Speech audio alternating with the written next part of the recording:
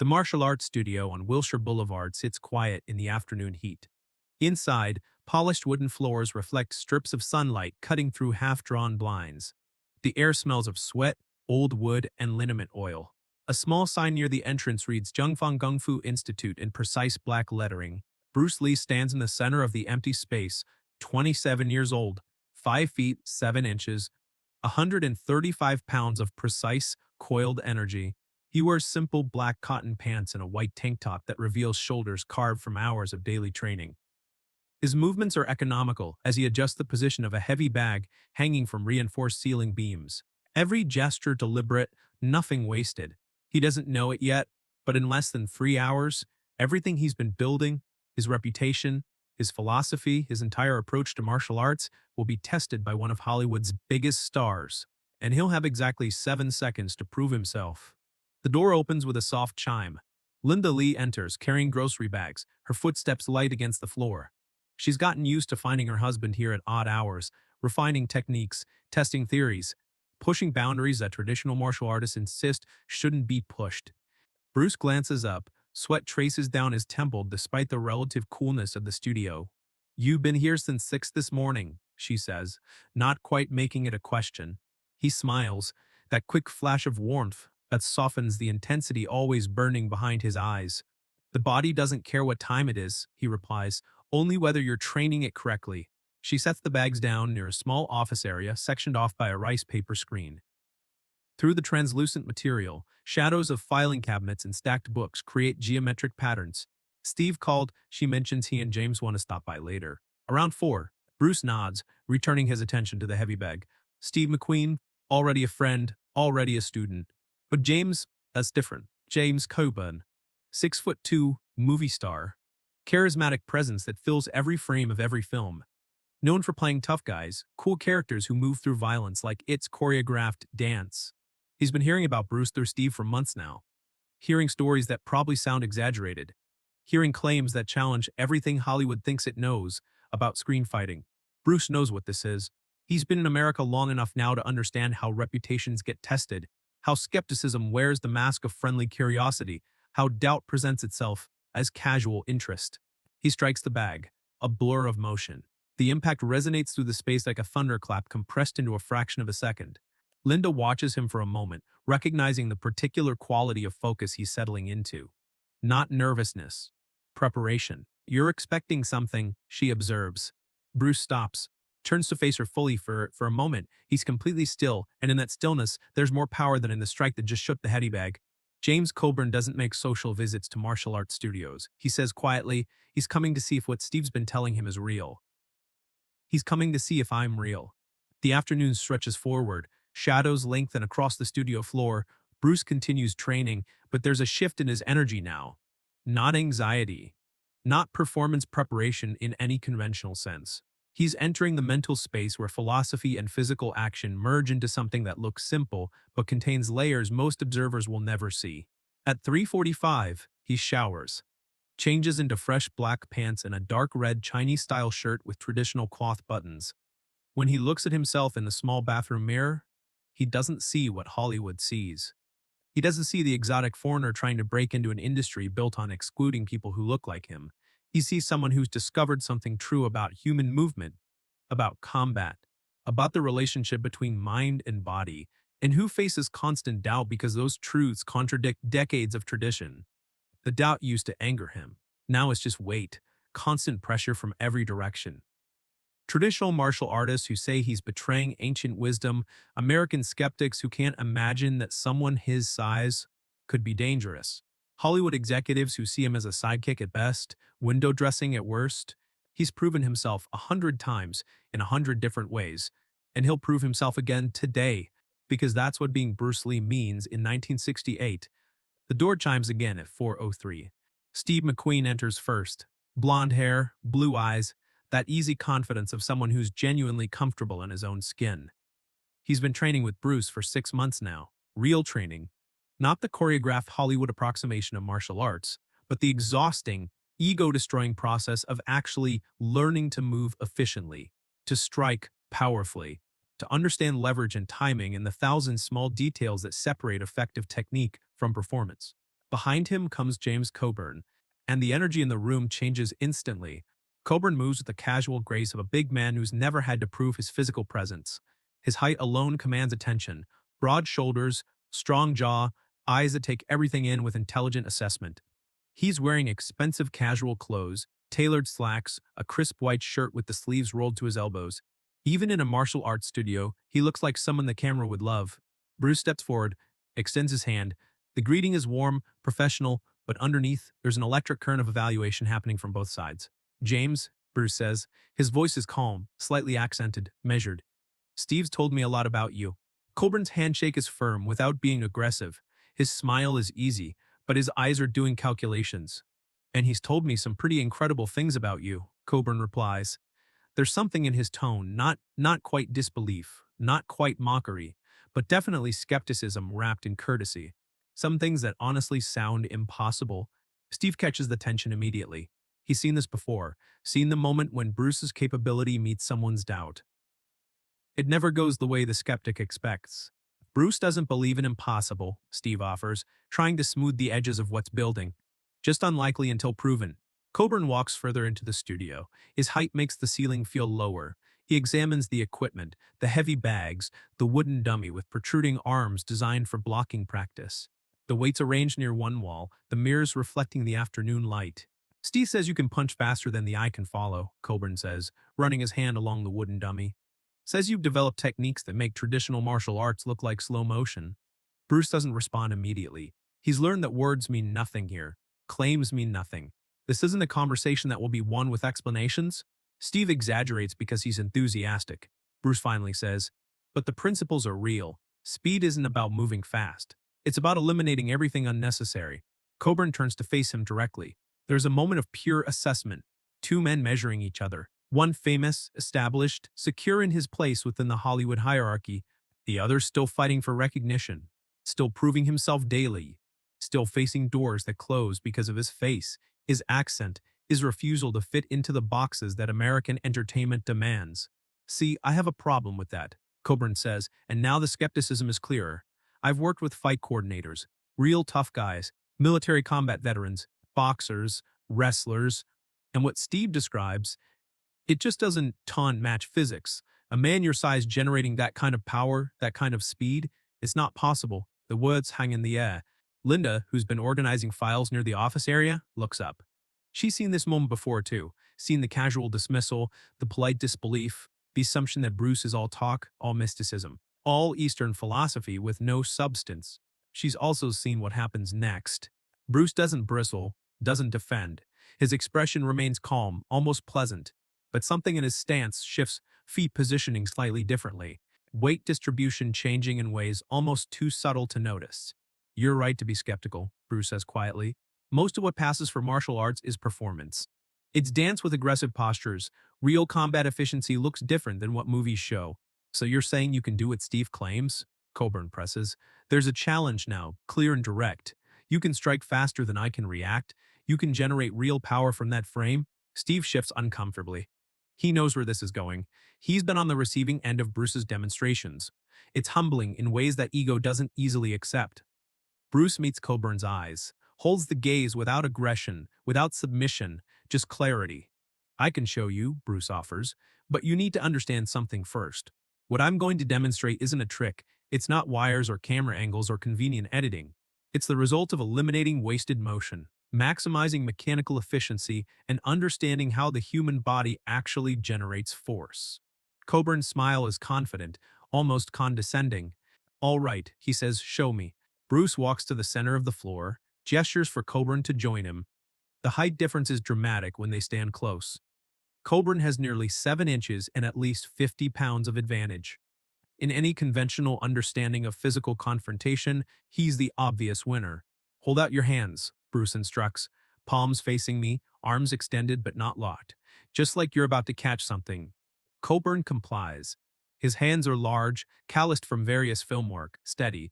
His expression is patient but indulgent, like someone humoring a street magician who's promised something impossible.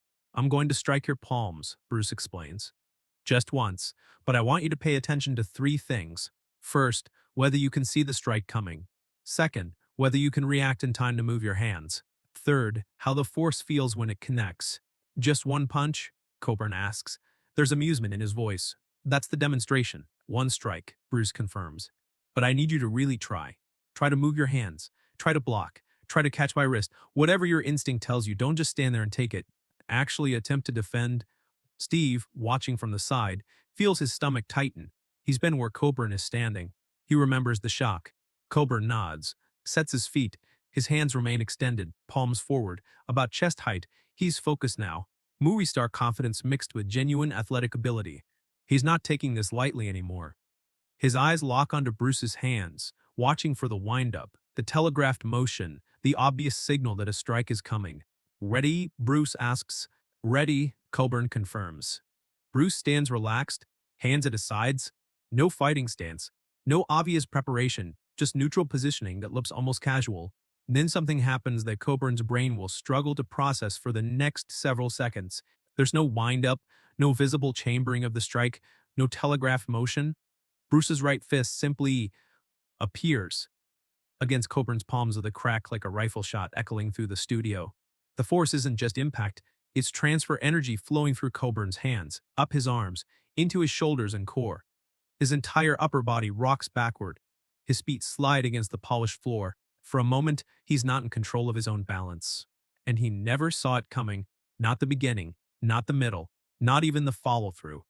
His eyes registered Bruce standing neutrally one moment and returning to neutral the next moment, with only the ringing impact in his palms and the shock displacement of his body as evidence that anything happened at all. Coburn stumbles back 2 steps, catches himself, stares at his hands like they've betrayed him. The palms are bright red, stinging. The sensation spreads up his forearms, not quite pain, but shock, the physical echo of force that shouldn't have been possible. He looks up at Bruce, mouth slightly open, every assumption he walked in with crumbling in real time. What he starts, then stops, tries again. How did you? His voice trails off because he doesn't have words for what just happened. His nervous system is still processing. His ego is catching up to a reality it wasn't prepared for. Steve lets out a breath he didn't know he was holding. Linda smiles from across the room. She's seen this exact sequence before. The skepticism, the demonstration, the stunned silence. Bruce's expression hasn't changed. Still calm, still pleasant, no gloating, no triumph, just the quiet confidence of someone who's shown a truth that speaks for itself. 7 seconds, Bruce says quietly, from when I told you to get ready until the moment of impact. Most people think speed in combat is about moving fast, but it's not. It's about moving directly, eliminating telegraphing, removing all the preparatory motions that signal intent. Coburn is still staring at his hands, opening and closing his fists, testing that everything still works. The redness is already fading, but the memory of that impact will last considerably longer. I didn't see anything, Coburn says, and there's wonder in his voice now, genuine awe replacing the skepticism. I was watching. I was ready. My eyes were locked on your hands. And I saw nothing, just the result. Your eyes recorded it, Bruce explains, but the motion happened faster than your conscious processing could track. By the time your brain registered the beginning of the movement, the strike was already complete. Coburn takes a moment, breathes. His entire physicality has changed. The confident swagger that entered with him has been replaced by something humbler, something open. The power, he says. That force, I've been hit by stuntmen who outweigh you by 100 pounds. That felt like being hit by someone twice your size. Bruce nods, steps closer. Now he's teaching, not demonstrating. Power doesn't come from size, he says. It comes from efficiency. Every muscle in my body was aligned for that strike. Hip rotation, shoulder mechanics, wrist positioning, even how my feet gripped the floor. No wasted motion, no contradictory forces, just pure mechanical transfer. Coburn is listening now, really listening. The kind of attention that only comes after someone's fundamental assumptions have been shattered. Do it again, Coburn says suddenly. I want to. I need to understand this. Bruce studies him for a moment, sees the shift. The skeptic has become a student without even realizing the transition happened. All right, Bruce agrees, but this time I want you to try something different. Don't watch my hands. Watch my shoulders, my hips. Try to read the motion from my center, not my extremities. They reset. Coburn extends his hands again. This time, there's no indulgence in his posture. He's focused with the intensity of someone who's just discovered something profound, exists beyond his previous understanding. Bruce strikes again. This time Coburn sees slightly more, a subtle rotation in Bruce's hip, a microscopic dropping of his shoulder, but still, the fist appears against his palms before he can process what he's witnessed. The impact is just as shocking. His body rocks back again. The sting returns to his palms. Jesus, Coburn breathes out. They do it a third time, then a fourth. Each repetition is a lesson, each strike a revelation. Bruce adjusts his positioning, explains the principles, shows how traditional martial arts telegraph their intentions through unnecessary movements, while his method eliminates every betraying signal. By the sixth demonstration, Coburn isn't trying to defend anymore. He's just experiencing, absorbing, trying to understand with his body what his mind is struggling to categorize. When they finally stop, Coburn walks to the wall, leans against it. His hands are bright red again. His breathing has quickened, not from exertion, but from adrenaline, from the physiological response to having one's assumptions demolished so completely. Steve wasn't exaggerating. Coburn says to the room, if anything, he undersold it. Steve grins. I told you. But Coburn isn't finished processing. He looks at Bruce with an expression that's transformed entirely from the confident skepticism he entered with. Now there's respect, fascination, and something else. The recognition that he's in the presence of someone who's discovered something genuinely revolutionary. How long did it take you to develop this? Coburn asks. Bruce considers the question. Behind him, afternoon light continues its slow crawl across the studio floor. Depends how you count, he says. I've been training since I was 13, but I've been questioning traditional methods, experimenting, testing theories.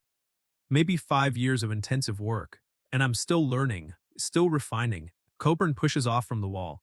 His height is still imposing, but he carries it differently now. Less like a barrier, more like something he's newly conscious of. I came here thinking you were maybe a very good martial artist who'd impress Steve, Coburn admits. There's no embarrassment in the confession, just honesty. I thought the stories were typical Hollywood exaggeration. That you'd be good, sure, but not in this. He gestures vaguely at the space between them, trying to encompass everything he's just experienced. I get that reaction a lot, Bruce says without bitterness. People see my size, see my face, hear my accent. They make assumptions. I've learned to accept it and then demonstrate otherwise. Something passes between them in that moment. An understanding. Coburn, despite his success, his fame, his secure position within Hollywood's power structure, has just been humbled by someone the industry largely dismisses. There's a lesson in that, beyond martial arts technique. I want to learn this, Coburn says suddenly, definitively, not dabble, not try it out, actually learn whatever that takes. Steve straightens, surprised despite expecting this outcome. Linda smiles wider now, recognizing the tone. That's the sound of someone who's just discovered they know far less than they thought they knew, and who finds that realization exciting rather than threatening. Bruce studies Coburn again, measuring not his physical capacity, but his sincerity, the willingness to be a beginner, the humility required to let go of what you think you know. Training with me isn't like taking movie fight lessons, Bruce warns. It's difficult, frustrating. It requires confronting your physical limitations and mental assumptions. It requires accepting that most of what you think you know about fighting is wrong. I understand, Coburn replies, and the set of his jaw says he means it. No, Bruce says gently, you don't. Not yet. Understanding comes through the work. But if you're serious, we can start next week. Coburn nods, then extends his hand again, this time for a handshake that means something different than the one that opened this encounter. This one is student to teacher, skeptic transformed into seeker. Bruce takes the hand, shakes it firmly. One more thing, Bruce adds. Everything you learned today, that was just the beginning. The principle of eliminating wasted motion applies to everything, not just striking, not just martial arts. The way you move through the world, the way you make decisions, the way you understand efficiency itself. Coburn's eyes widen slightly. He's beginning to glimpse the deeper philosophy that Bruce has built. This isn't just about hitting harder or moving faster. It's a complete reconception of human potential, physical capability, and the relationship between thought and action. They talk for another hour. Bruce demonstrates other principles, his famous one-inch punch, his theories about broken rhythm, his ideas about fighting without classical form. Coburn asks questions like someone who has just discovered an entire continent of knowledge he didn't know existed. Steve adds commentary from his own months of training, validating everything Bruce shows. When they finally leave, the sun has dropped lower. The studio glows with golden light filtering through those half-drawn blinds. The wooden floor gleams. The air still carries the faint scent of liniment oil and sweat and the particular energy of transformation. Linda approaches Bruce as the door closes behind their visitors. That went well, she observes. Bruce smiles. Not with pride, exactly, more with satisfaction. The satisfaction of having shown truth clearly enough that even skepticism couldn't maintain its grip. James Coburn came here to test me, Bruce says, to see if what he'd heard was real or Hollywood mythology.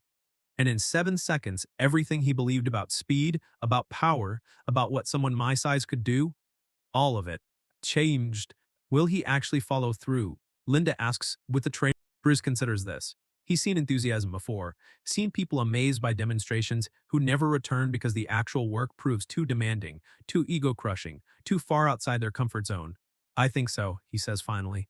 Because what changed today wasn't just his understanding of martial arts, it was his understanding of himself. He walked in here certain of what was possible. Now he knows his certainty was wrong. That's uncomfortable, but for some people, that discomfort is the beginning of real growth. He's right. James Coburn doesn't just return for training, he becomes one of Bruce's most dedicated students.